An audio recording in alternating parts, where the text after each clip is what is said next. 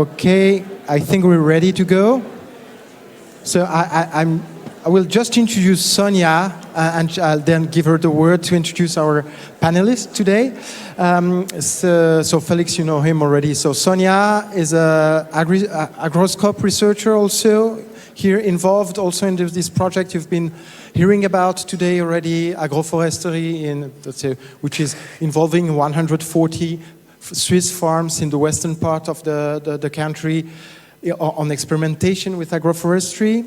And yeah, that's it. Thank you for chairing with Felix this panel, and we're looking forward to your discussions. Wait. No? Yeah, sure. Just wait. No, it's okay. It's good. So you can hear me. Ah, perfect. Thanks, Jeremy, for that very nice introduction. So I'm moderating this intergenerational panel together with Felix. You already know Felix, so yeah. But we will introduce ourselves.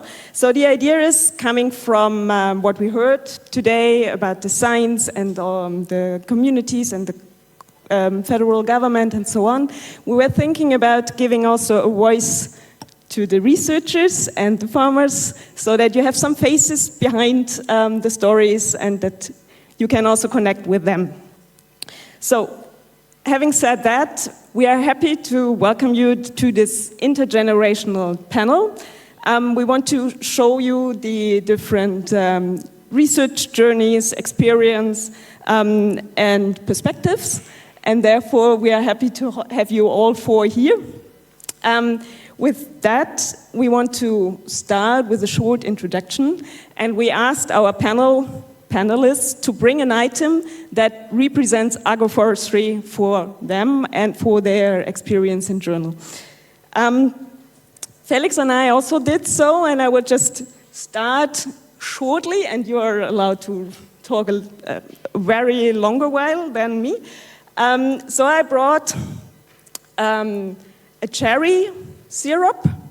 So it's a product of a traditional agroforestry system here in Switzerland. We talked a lot of the pâturage boisé, so the wooded pastures, but for me, the fruit orchards are the more, so I'm more related to the fruit orchards, because I'm coming from a farm, but then started to study forestry, and cherries are the ones you get in the forest and on the orchards.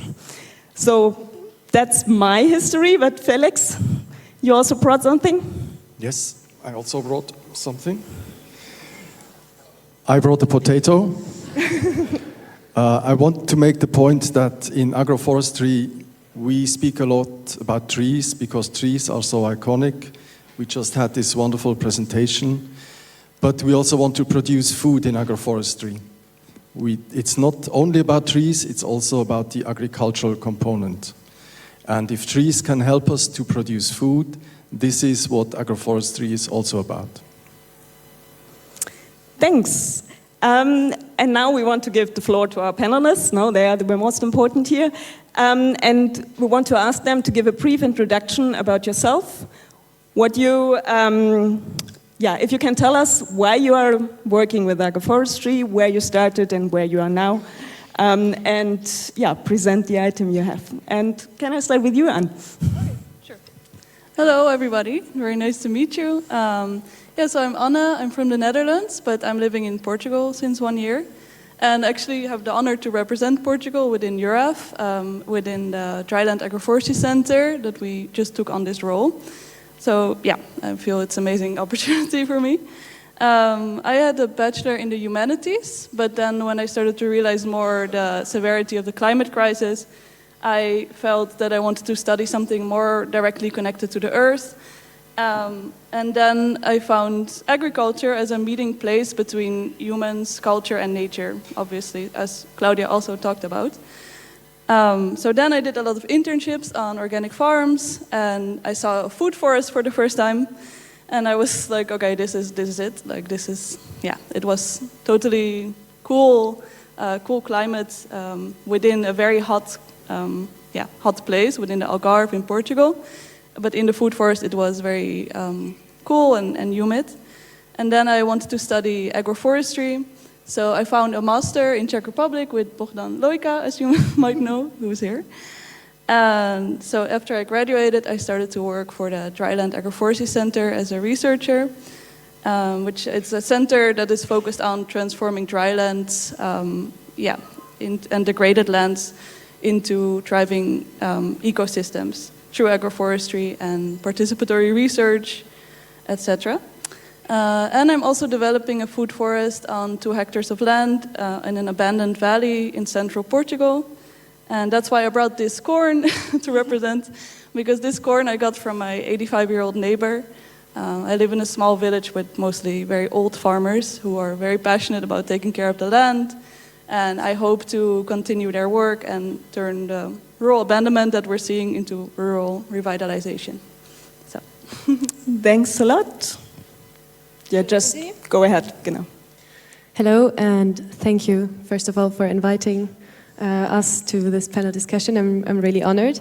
I'm one of the young agroforesters. I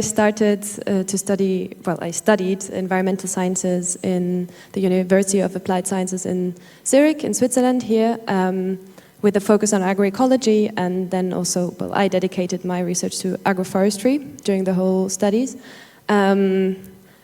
And meanwhile, I was working in small jobs on farms and also as a tree worker, and I started to realize that I want to lay hands on the whole topic as well.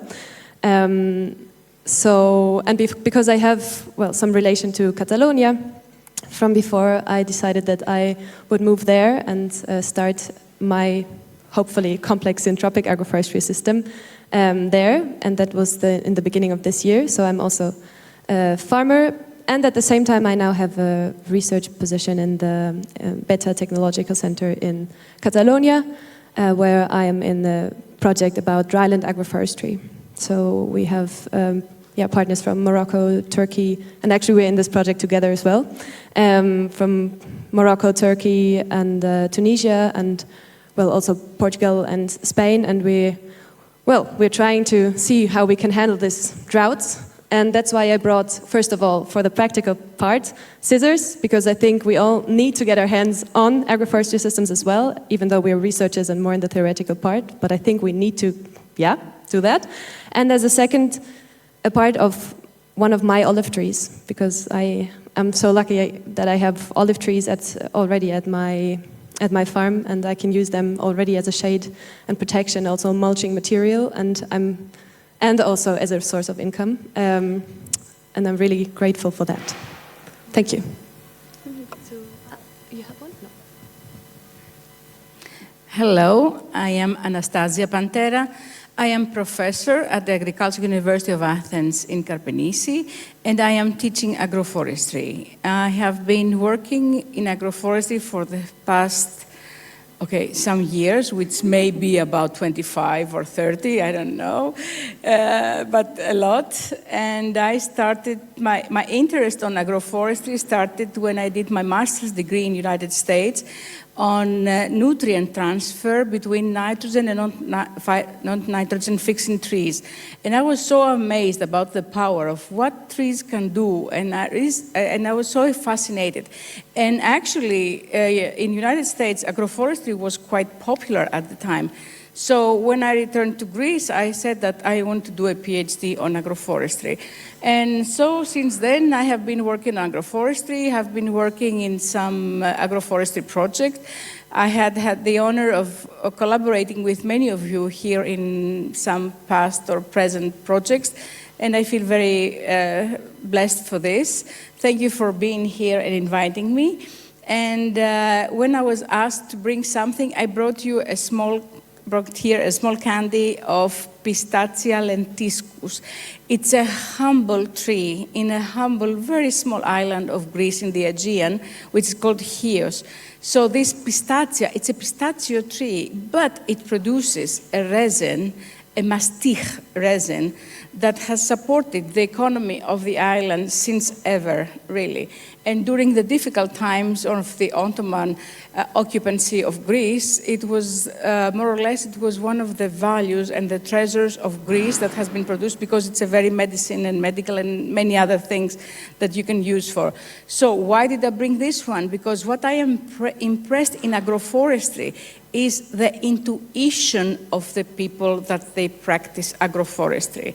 And I love that, because I think that agroforestry is not about being using cement or concrete or wiring, fencing on everything.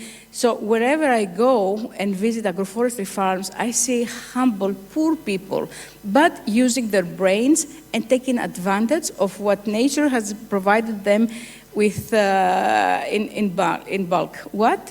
This is intuition, trees, and natural resources. So for me, we have to do that, and we continue what amazing thing our ancestors did. So thank you. Thank you.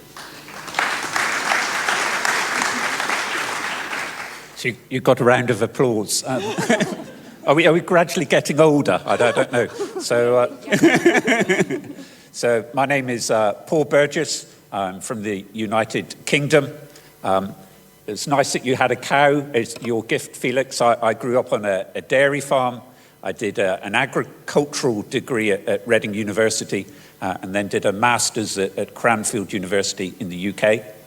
I'm from the UK, so I then did some research work on tea. So that was my first initial bit of work. And then when I came back to the UK, there was an agroforestry experiment planted at Cranfield University, and my boss said, you've been working with woody perennials, you can look after this agroforestry experiment.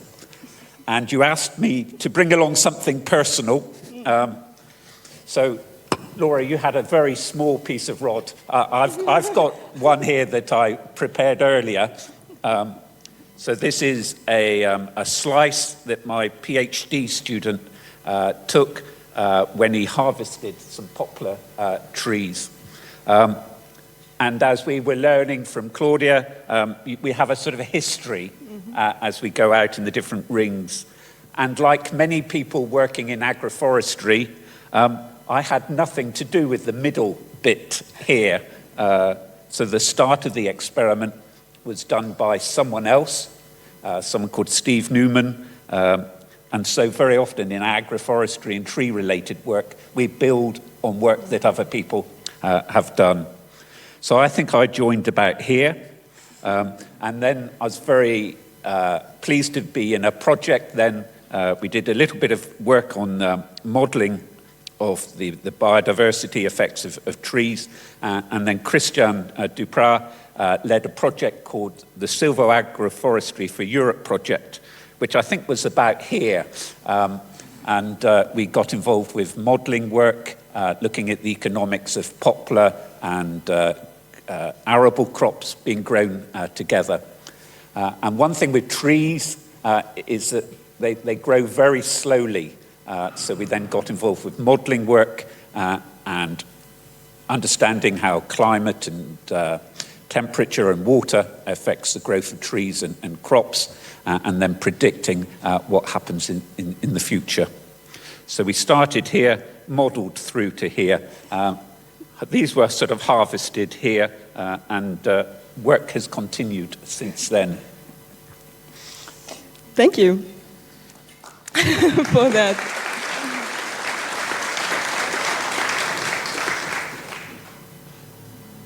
Can you? Oh, yeah. So thank you for those introductions.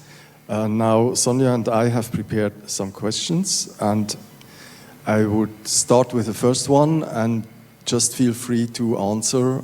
We're not calling up any of you if you don't want to say something. So from your perspective, to start with, what are the biggest challenges facing agroforestry today, and what challenges do you expect will shape the future? So as a young, aspiring young farmer, I see that, even someone like me and Laura, we are young, motivated people with the knowledge and also with the land, which is also often a huge barrier for people, that we still struggle to get started. We're still stuck on financial problems. Like it's very hard to find support within policy.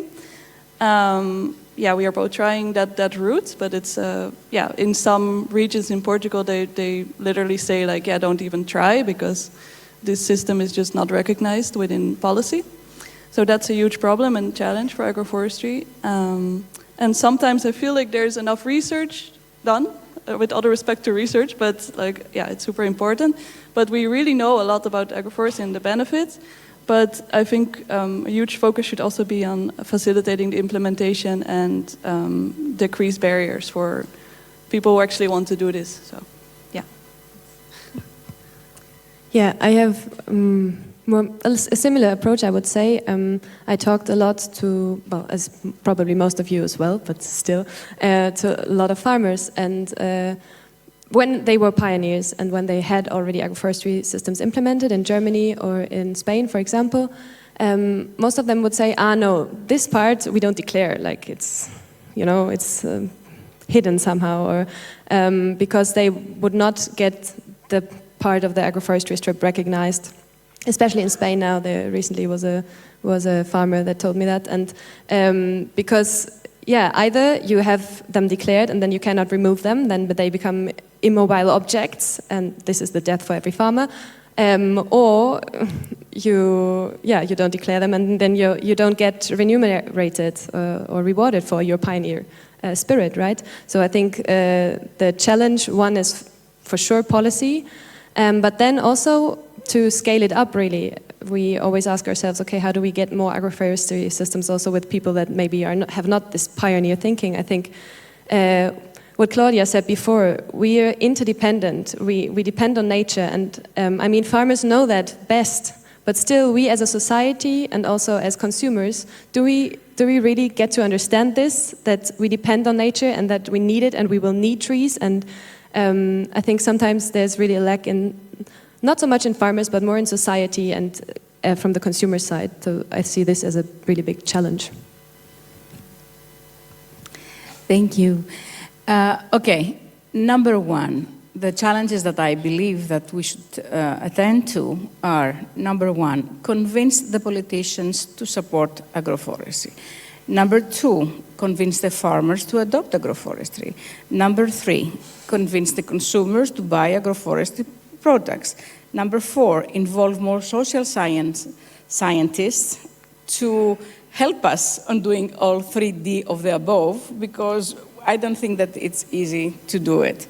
So if we manage to do that, I think that we will have a good chance in the next conference of EURAF to discuss on how widely agroforestry has been adopted. And I'm saying this because I think it's quite obvious what are the advantages of agroforestry. I mean, it's really obvious. So we just have to go down, touch base, and see what happens there, and then get a bottom-up procedure for the wider adoptions. Thank you. Okay, sort of challenges. I think a general challenge in society as a whole is society has got quite polarized, and a lot of the arguments we hear sort of politically are right or left, Brexit or not Brexit. There's lots of sort of divergence and polarization of views.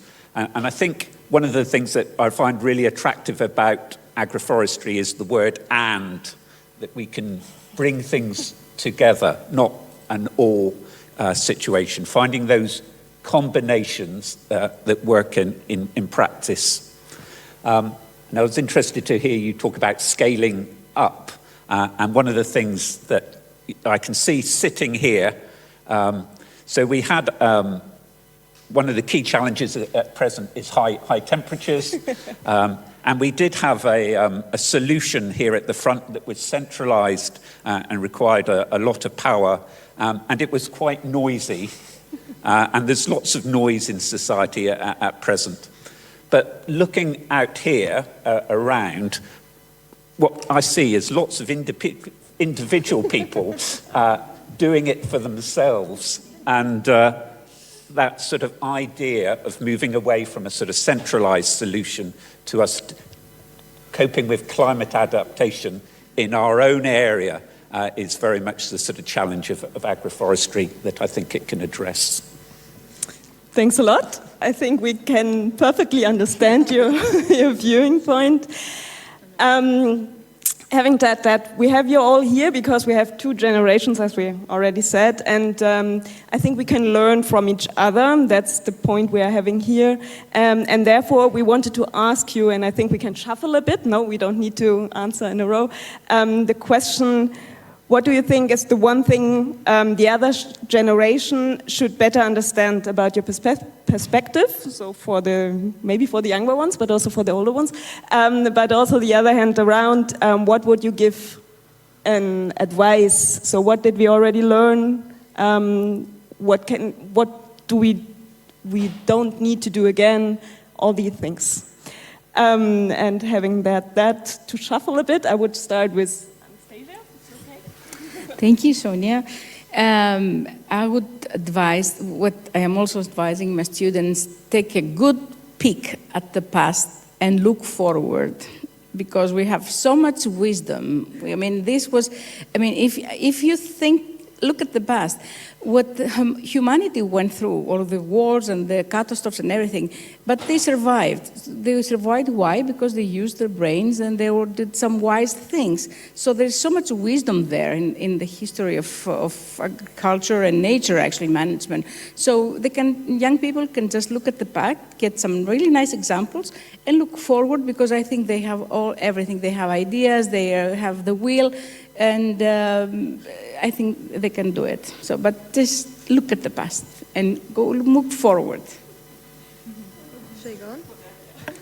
Well, you said also about, giving not advice, but maybe I want to give an example of something that impressed me a lot, because recently when I started my farm in Catalonia, I heard about another fellow farmer that actually is also Swiss, but I think he's 70 years now or something, and some years ago he bought himself a farm, very little years, like 2 or 3 years ago, he bought himself 5 hectares, and he's starting to plant a food forest now with 70 years, and he recently visited my farm, and I saw him there, very taking slow steps, but he was there, and he would always go everything by hand. He wouldn't use machines, he does everything by hand, and he would just do, because he was also fed up, as sometimes I am as well, because we're researching so much. He's also a researcher, by the way. We're researching so much, and this is really important. I don't want to say that it's not, right? It's really important that we keep on doing research, but also I think it's important that, you don't lose hope even with 70 years, and you start to plant if you have the capacities and the land and so on. And this is something that I would like to transmit. I think we are in a devastating time of climate crisis, and I think we have to take action already.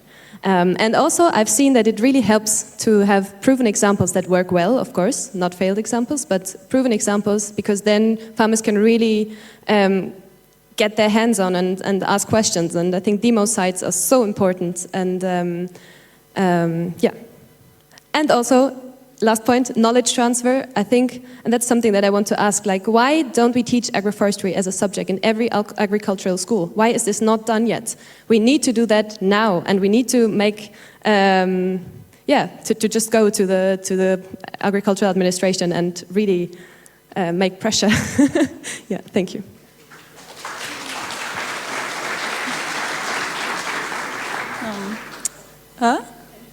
Sure. Okay. Because it was so nice. I was wondering what you would answer to that.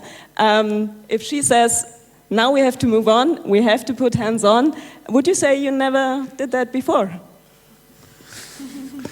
So Sorry? Every generation has to face its own challenges, isn't it? So Aristotle used to complain about the situation when he was growing up, etc. So each generation has to build on what's happened in the past to address the challenges in the present. Almost tying in with what sort of Claudia did in her presentation. A key part of it is, and the interesting areas for science are to do with relationships. When I did an agricultural degree, we never, as you say, talked about trees at all. But sensible land management, it's obvious to me, if you're managing a farm in a sensible way, then trees are a component of that. And a key thing that I found really interesting in my career is it's at the intersections of disciplines that the really exciting things are in science. So I'd encourage you to look at the intersections. And in lots of my work, I've looked at things as a triangle. So in agroforestry, we've sort of traditionally perhaps looked at crops and livestock. Putting trees as a third point into that triangle creates a space where you can look at the relationships. And that's an exciting area to be working in. And there are other triangles, the interaction between economics, environment, and social. Again, it's in those interactions that the really exciting things are happening. Thanks. So the last panelist, what would you take from that, and what would you tell them what they now need to do? No, it's not only about what you take up, but what also they have to do. Yeah, it's about this. What would you say? Okay, still the same kind of. Yeah, just from your perspective. Yeah, I just really enjoyed Claudia's presentation so much, and I also wanted to make a point about that, to share the scientific insights in an appealing way, and to collaborate with artists, create films, even like things on Instagram, like things that appeal to young people. Because for me, that's also a huge source of inspiration, and to get energy for all this work is to get inspired by what people are already doing through film, podcasts, and arts as well. And then you can see that it's also really happening, like agroforestry is becoming more cool, I think, and like it's a huge scene that maybe not a lot of people are aware of, but it's happening. And then also if you have the opportunity, start to grow your own system in whatever small scale you can do it, because then you really also see the challenges, the complexity, but also the beauty in it. And yeah, I think it's just great to stay connected to that.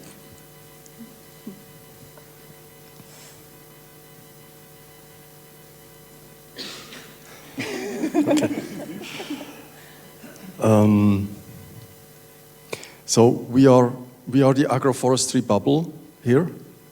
And I think it's very important to have also these events in the bubble. We have to be together, and we feel that we are not alone, and we share this interest in agroforestry. But how do we break out of this bubble? This would be the question. How can we mainstream agroforestry? Who wants to start? Okay, first of all, I have to say that, as I said, I have been working for many years in agroforestry, and I see the difference. It's not like it used to be before. I see many young people, and I think they are the future. So these are the good news. We have the good news. How do we get out of the bubble? I think with demo sites, and we are doing a lot of demo sites, because, let's take, for example, these young farmers. They need some good examples. Okay, telling them giving them a nice lecture is okay, but seeing in their own eyes and what the results of agroforestry are, I think this is the real motivation and a way to help them take over. So demo sites, I think there's a lot of work done so far through Horizon Europe projects, but maybe, this is why I said before, the first one, the policy. If policy can really help them, for example, support them to establish a demo site, then they can be a very nice example for other. And this is exponential, actually. One is going to take the example out of, two are going to take the example of one, and then 4 and 5. And as I said, it has been a progress so far, but with these live examples, I think we're going to have more results soon, and we could take out of this bubble.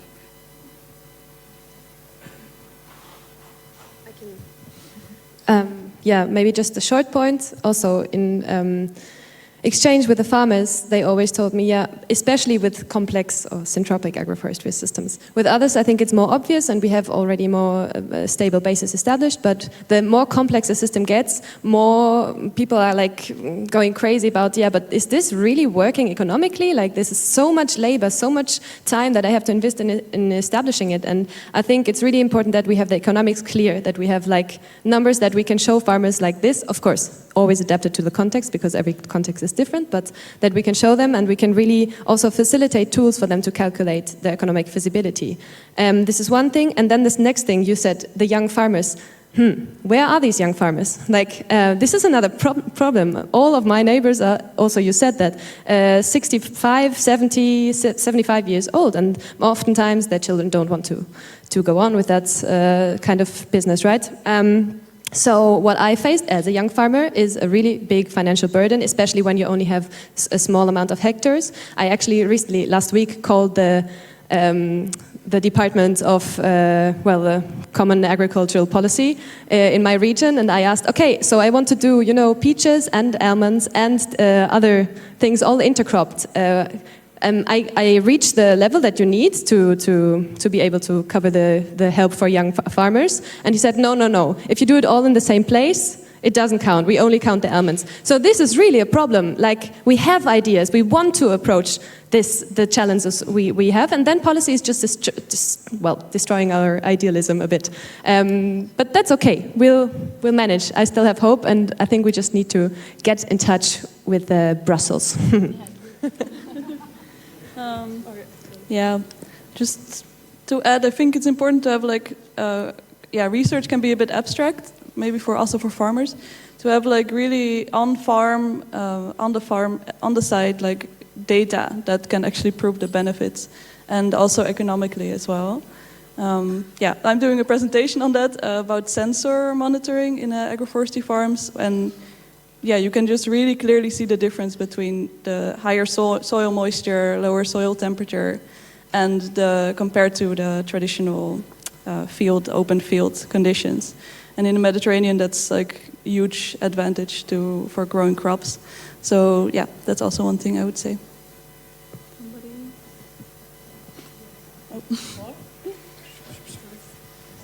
Yeah. So maybe the term agroforestry might operate in a bubble, but I think if you go onto any farm and they say, how are trees a part of your farming system? Do you have trees on your farm? Then that is something that farmers can relate to. So in the UK, there's an organisation called the Woodland Trust, and they've been visiting farmers looking at what's the tree plan for your farm. And that sort of resonates, I guess, with a whole range of farmers, be it sort of hedgerow management.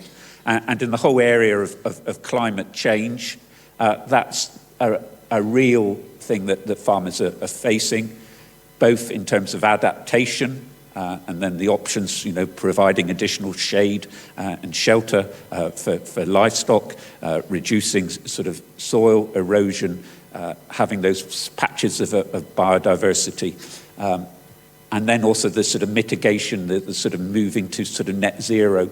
So I think these are real topics, and take your point about the age profile of farmers.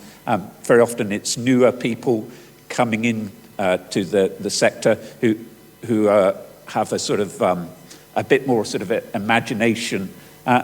And in places like the UK, vineyards are being planted, more perennial species are being planted because of the perception that some of the crops we're currently growing may not be economically viable in some areas in the future. So climate change, I think, is real on the ground, and people are responding. Thank you. Going back to the bubble, to our bubble here, we were wondering, so Felix and I were discussing about this conference for sure, and we were wondering what you as young researchers, young farmers, older persons, what you think would be you want to learn during that conference, or what would you say is, how did I call that, that you can say in the end it was a great conference?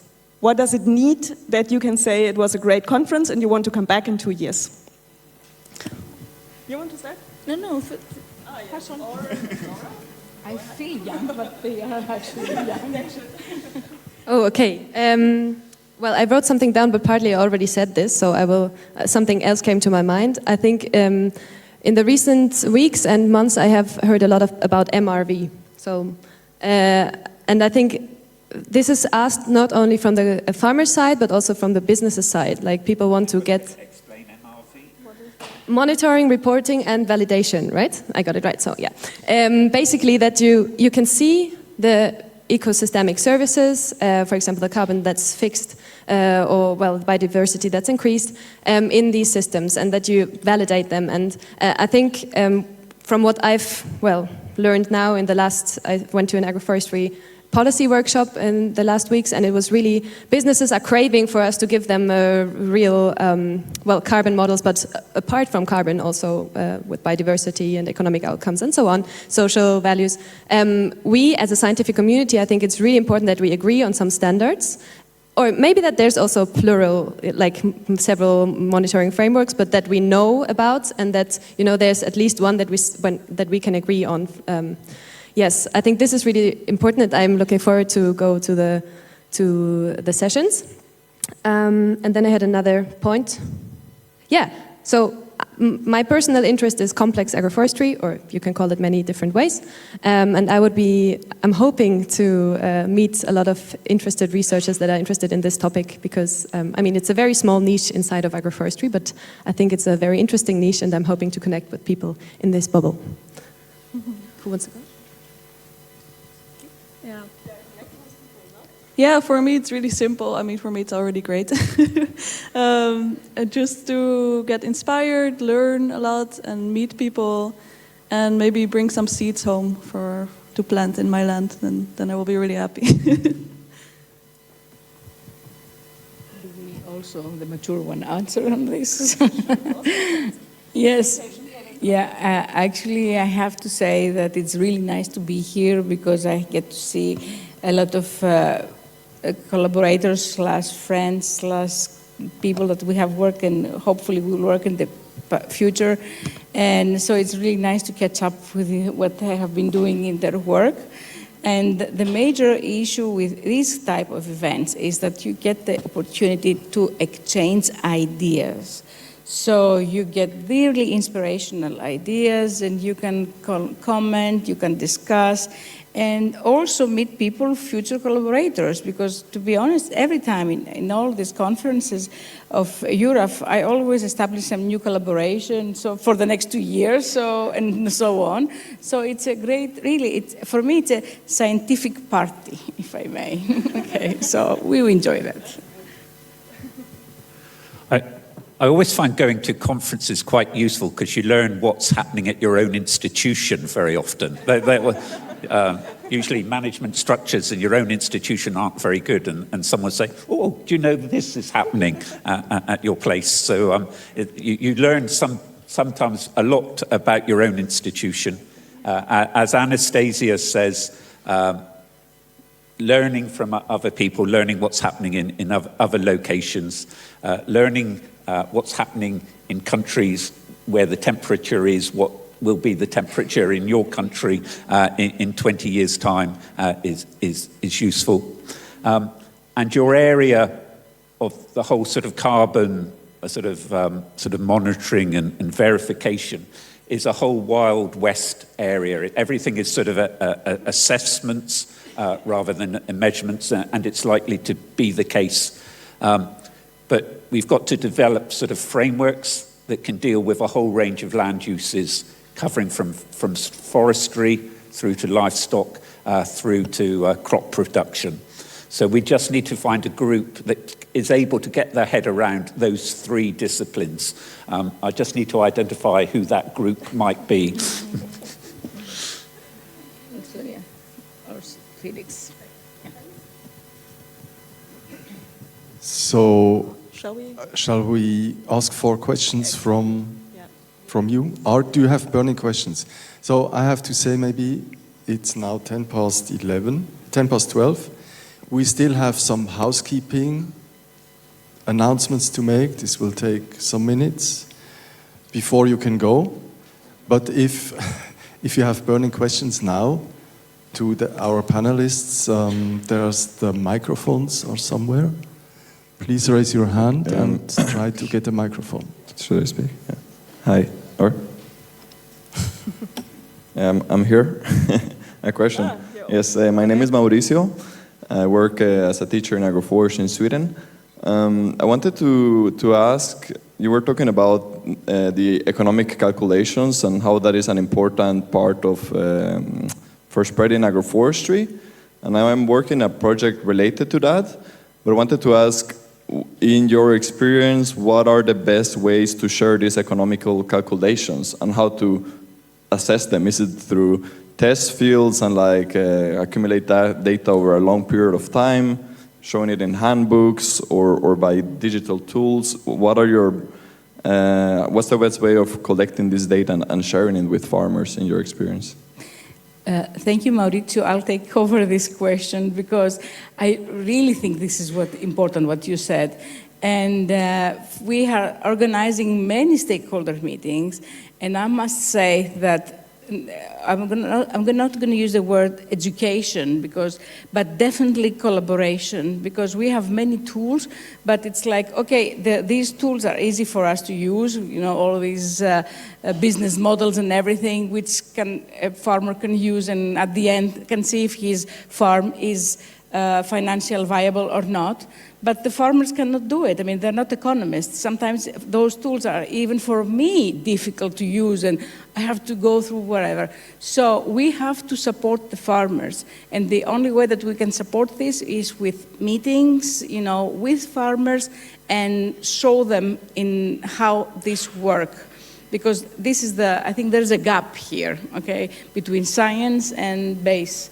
So we have to unite this base. And definitely we have to show them how to use these tools, because there are a lot of tools. I mean, really, I mean, we also have developed some tools, but they need help to how these tools work. How can they use it?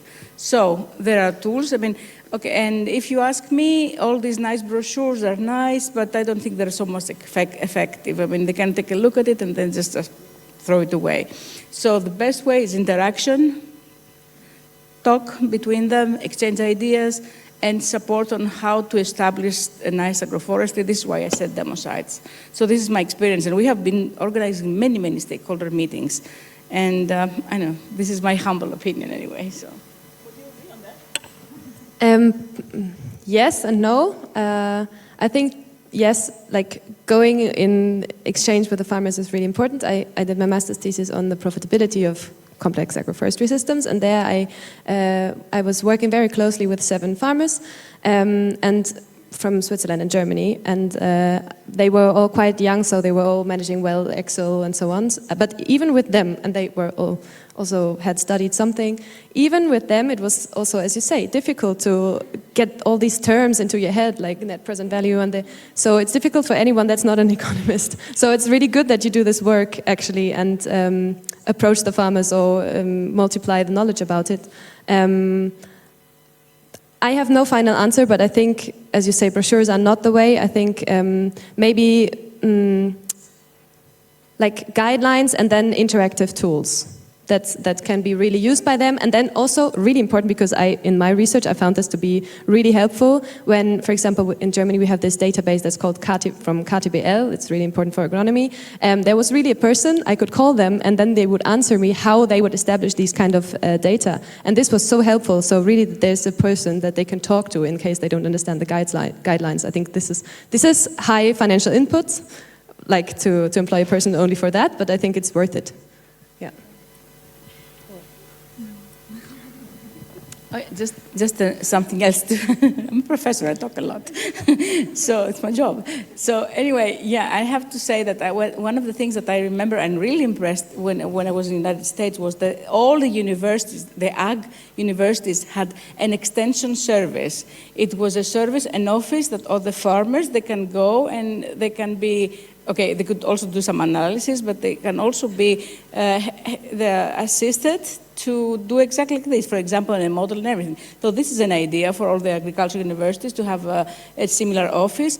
And the farmers were paying a very small amount, but this small amount of money was used for this person that was running the office for the salary. So it was very nice, you know, one job creation and support for the farmers. So.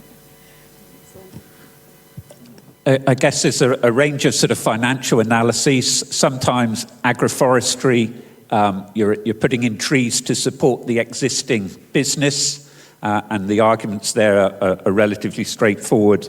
So one of the sort of successful agroforestry systems in the UK is woodland eggs, where if you've got free-range hens, in order to get some certification marks, you need to provide tree cover. So it then becomes a sort of a basis that virtually all free-range hens have tree cover. So the financial arguments in that case, because you're basing it on an existing business, are relatively sort of straightforward. I guess it's when you start introducing something new. Yes, we can do sort of financial analyses in models, but I think generally they're for research and advisors.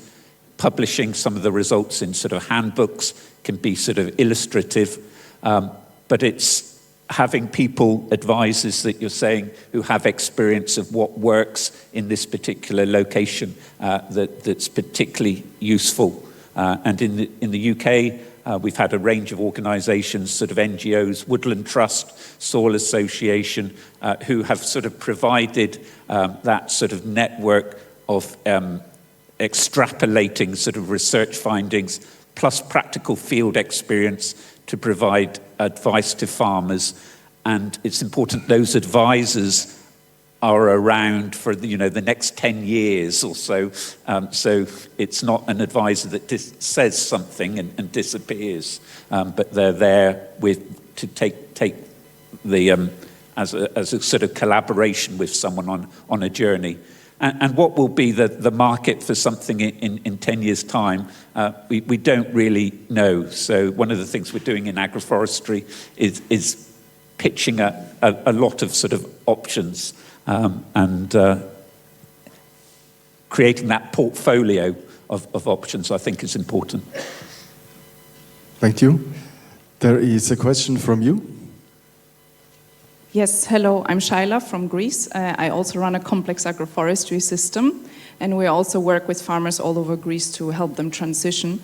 And I'm really happy that we kind of all seem to agree here that policy needs to change, because it's not only to have subventions if you do agroforestry, but to at least not have financial like cutbacks if you do it. Now in my own farm, we might not be able to sell anymore our crops because we have so much diversity that if the drone passes, they will be like, oh, but here you don't grow what you registered, a monoculture of citrus or olives. And we're also now part of a Horizon Europe project as a demo region, which will also be part of changing the legal framework, hopefully in Greece. And I was wondering if we can learn from the older generation, what have you seen as working really well in terms of policy change and like collaborations between researchers and policy, like which are the dynamics or like good examples or good people to engage in this change work that we could hopefully all learn from in order to enable the way for agroforestry, hopefully. So I don't know if the UK is yet a good example to learn from, but certainly in England, farmers no longer get a payment on the basis of what they grow. So increasingly, government, obviously you get a revenue from things that you sell. Government payments are increasingly specifically focused on environmental sort of services, and there's a range of agroforestry grants to support that independent from the sort of production. And then some agroforestry systems are then also looking at sort of perhaps capturing some of those other ecosystem services, perhaps by providing an excellent landscape for a farm shop, something interesting to talk about, or sort of biodiversity sort of benefits. So that stacking of revenue streams is one approach. Yeah, as I said, everything starts from policy, really, Brussels.